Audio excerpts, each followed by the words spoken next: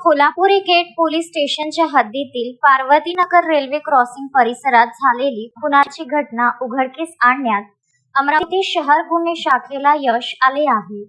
या प्रकरणी पोलिसांनी एका आरोपीला आणि एका विधी संघर्षित बालकाला ताब्यात घेतले आहे। रवी राजूरकर वय 50 वर्ष, राहणार स्वाभिमान नगर, अकोली रोड, अमरावती असे मृतकाचे नाव आहे।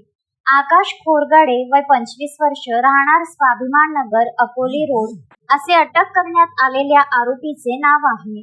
जुन्या वादातून ही हाताबुक्की आणि डोक्यावर मडक्याने मारहाण करून हत्या करण्यात आली असल्याचे तपासात निष्पन्न झाले आहे। 10 मे रोजी नियंत्रण कक्षाला खुनाची माहिती मिळताच गुन्हे शाखेचे पोलीस निरीक्षक संदीप चव्हाण यांच्या नेतृत्वाखालील पथकाने तातडीने घटनास्थळी भेट दिली। गोपनीय बातमीदाराकडून मिळालेल्या माहितीवरून स्वाभिमाननगर परिसरातून संशयितांना ताब्यात घेण्यात आले। ही कारवाई पोलीस आयुक्त राकेश ओला, उपायुक्त गणेश शिंदे, श्याम घुगे, रमेश धुमाळ आणि सहाय्यक पोलीस आयुक्त शिवाजी बचाटे यांच्या मार्गदर्शनाखाली गुन्हे शाखेच्या पथकाने यशस्वीरित्या पार पाडली। पुढील कार्यवाहीसाठी आरोपींना कोल्हापुरी गेट पोलिसांच्या ताब्यात देण्यात आले आहे। शोएब खान, विदर्भ न्यूज, अमरावती।